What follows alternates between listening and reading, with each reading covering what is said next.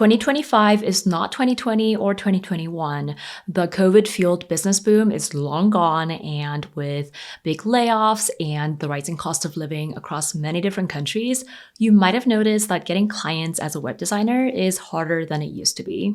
But the good news is that business owners are still investing in high-quality websites. They've just changed how they do it. So as web designers, we also have to adjust how we position ourselves. In this video, I'm breaking down 3 big shifts in client behavior that will impact how you grow your business in 2025. I'll also share 3 things that are not changing so that you don't waste time reinventing the wheel. Before we get into all of that, hi, I'm Danbee. I'm a web design mentor based in Switzerland, and I help web designers build profitable and inclusive businesses without overworking. To get a feel for what it's like to learn from me, you can get started with a free training at danbeeshin.com/training. The first big shift is that more clients are looking for real human interactions. It's 2025 and AI tools are everywhere. Website builders that automatically create layouts, image and video generators that create visuals based on text prompts, large language models like ChatGPT writing all your website copy, and client communication emails. With all these tools so readily available, it's easy to feel like you should be using AI in your design process and in how you work with clients. I mean, if everyone else is using them, won't you fall behind if you don't use them? But as always, we need to look at our clients and what they want and need. And I can tell you that most clients are not interested in all these AI tools. Your clients are not hiring you because they want an AI-powered designer. They're hiring you because they want to work with a real human expert who understands their business, asks the right questions, and delivers business results beyond what a robot can do. Chasing AI tools without really understanding your clients can make your process feel generic, impersonal, and just not worth a high-ticket price tag. So much content, including emails and outreach messages, is now AI generated, which means real, personal communication stands out more than ever.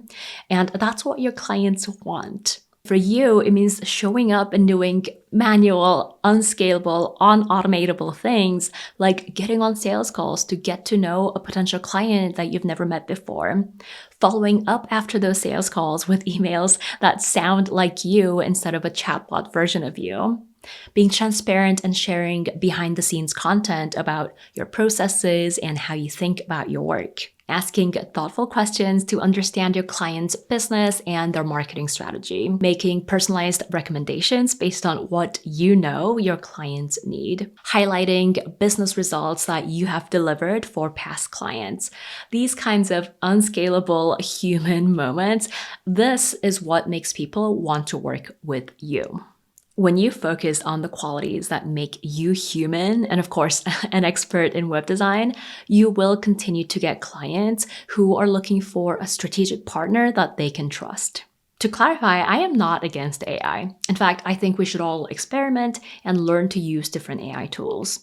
Stick around till the end of the video, and I'll share how to approach learning to use different AI tools without losing sight of what's important when it comes to getting more clients. The second big shift is that more clients want to know about your values. Something I don't see getting talked about enough is how the demographics of our clients are changing. More millennials and Gen Zers are stepping into leadership roles and starting their own businesses. I mean, millennials are already the largest generation in the workforce in markets like the US and China, and Gen Zers' influence is growing, especially in Asia Pacific. These generations have relatively high purchasing power and are very comfortable with tech, which means they have a lot of options when it comes to hiring web designers. So what does that mean for you? Well, as a millennial myself, I can tell you that one of the biggest differences between us and older generations is that we don't want to work with faceless contractors. When we hire web designers, we are looking for collaborative partnerships, not just someone who sends a link and then disappears. We want people who share our values: sustainability, accessibility, diversity, equity, and inclusion. These things matter to us. So when we work with someone, we want them to care about these things as well. If you completely avoid sharing your values, your politics, if your messaging feels impersonal and neutral on social issues, you may be losing potential clients without even realizing it. Because if we don't see alignment on things that are important to us, we'll just move on to the next person who does prioritize these things. So, where do you start? First, I would recommend getting up to speed on accessible and inclusive design. Learn about WCAG compliance, that's Web Content Accessibility Guidelines, to make sure that you're designing websites that are easy to use for people with disabilities. Learn about inclusive design principles, so designing with diverse audiences in mind, considering cultural and language differences, differences across different regions and countries. And if these things matter to you, talk about it, be vocal about it in your marketing, because clients who also care about these things will recognize that you're the right fit for them. Also, take a look at how you communicate across social media, one-on-one emails, and newsletters. If you're here learning from me, I'm guessing you want to run your business in a way that's inclusive and culturally sensitive. If so, make sure that your messaging reflects that consistently. Use inclusive language. That could mean using gender-inclusive language, avoiding ableist terms, just keeping in mind that your audience includes people from all over the world, from all sorts of cultures and backgrounds. Educate yourself about cultural appropriation.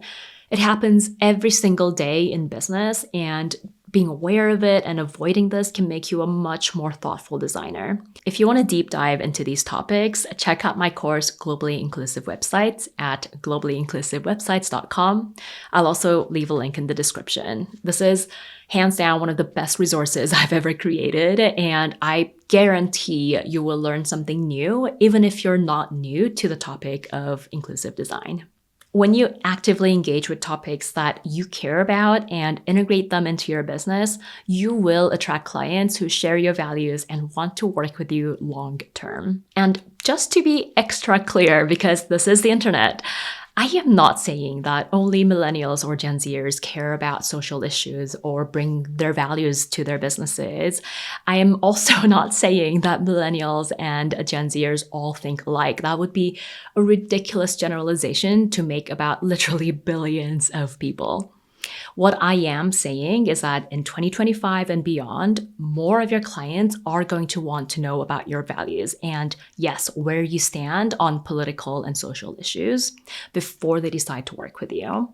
So it's so important for you to be clear about your values and communicate that in your business. All right, before we move on to the next big shift, if this video is helping you rethink how to position yourself as a web designer in today's market, click on the thumbs up button and hit subscribe. There is so much I want to share with you this year about how to get more clients, and I don't want you to miss anything. Another big shift this year is that clients are investing more carefully. They're being more cautious about where they spend their money. The cost of living is still really high in many markets. Maybe you feel it too. Things like energy, insurance, property costs are squeezing people's budgets. And big layoffs are still happening across different industries and different countries. Even tech subscription costs are rising. I laugh because it seems so trivial in the grand scheme of things with everything that's going on in the world. But of course, for small businesses, these costs add up really quickly. So as a result, clients are being more selective about where they invest. For web designers, what that means is even clients with big budgets for websites are thinking more critically about where their money is going. So if they are going to invest in a new website, they want more assurance that they're making the right decision. So if your sales process isn't reassuring, if it's not super clear, super transparent, you might unintentionally push away potential clients who want to invest but just aren't 100% sure about working with you. Clients who feel uncertain about what they're paying for are naturally more likely to hesitate, to ask for discounts, try to negotiate your rates, or ghost you. But when clients feel confident about their investment, they're more likely to book and pay that deposit without hesitation. They're more likely to trust you throughout the project without micromanaging. And they're more likely to come back for repeat projects and also refer you to other people. So how do you make your clients feel excited and secure about hiring you? You do this by building a trust through transparency. Being clear and upfront about what to expect about working with you removes doubt and reassures your clients that they're making the right decision. Here are a few ways that you might do this. 1, talk about your packages and pricing upfront. Don't make your clients dig around for answers. They should know how much your packages cost and what's included before the sales call. And at the very latest, they should find out during the sales call. 2, get really good at explaining your process. Clients want to know what happens after they say yes to working with you.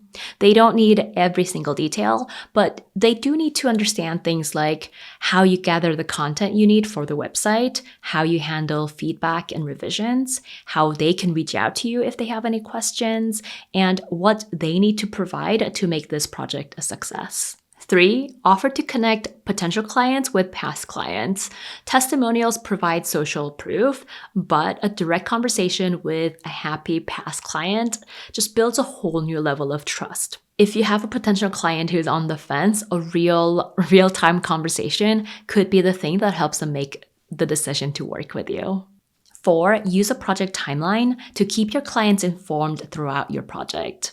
Many designers tell me that one of their biggest takeaways from my course, The Fast Track System, is learning how to use a client-facing project plan effectively. It's basically the schedule for the project, and it helps them keep their clients engaged and informed throughout the entire process. And this is so powerful because the need to reassure your client that they made the right decision when they decided to work with you, that does not go away after they sign the contract. If you want to build long-term relationships that lead to referrals and repeat business, you need to continue to make your clients feel good about having chosen to work with you throughout the entire project. When your clients trust you, they will feel good about investing in working with you. Instead of thinking of the website project as an expense, they'll view it as a smart strategic decision that helps their business grow. And at a time when people are spending more carefully, building trust through transparency is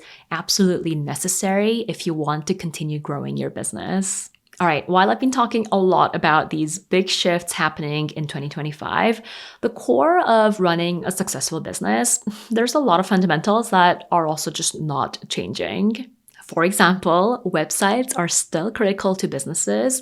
Unlike social media profiles, a website is something that your clients fully own, and that means long-term stability and control over their brand. And also, most consumers just expect businesses that they buy from and interact with to have informative, functional websites, and that expectation isn't going anywhere. Another fundamental that is not changing, relationships and referrals drive client work for web designers. When a business owner is looking for a web designer, their first move is to ask for recommendations from their network or to go back to the person that they worked with before, assuming, of course, that they were happy with that work. Something else that's not changing, clients still care most about results. They don't want a website, they want business outcomes, whether that's higher conversions, more sales, a refreshed brand, or just more time for creative work and less time spent on repetitive work. They also don't care what technology you use, what platforms you use. They just want to know that you can deliver results. So what all this means for you as a web designer is, even if it's super tempting to put off marketing and building relationships, doing client outreach and understanding your audience better, you need to keep doing these things. And it also means that you cannot learn new AI skills as an excuse to procrastinate. Yes, it is important to keep up with AI tools. As a web designer, I would argue that it's part of your job. But don't mistake learning for growing. Your business grows when you charge more and you sell to more clients. AI is just a tool to help you do that. To make sure that the learning doesn't distract you from what actually grows your business, I recommend setting aside just 1 to 2 hours every week to explore and experiment. Make sure this is time scheduled in advance, and also just don't let it eat into the time that you need to do everything else that we discussed in this video. Also, don't fall into the trap of trying to master every little detail of a new tool before using it on a client project. Instead, I recommend applying your new skills to paid client work when you can, because this way you're applying new skills to real world situations and you're getting paid to learn, paid to practice while delivering results for your clients. All right, now that you know what is changing and what is not changing in our industry this year, the next step is making sure that you have a simple and effective way to get in front of potential clients. If the idea of doing marketing for your web design business feels overwhelming, I got you. In my next video, I'll walk you through a super simple marketing plan that takes just 30 to 45 minutes a day. Click on the video showing up to watch it now.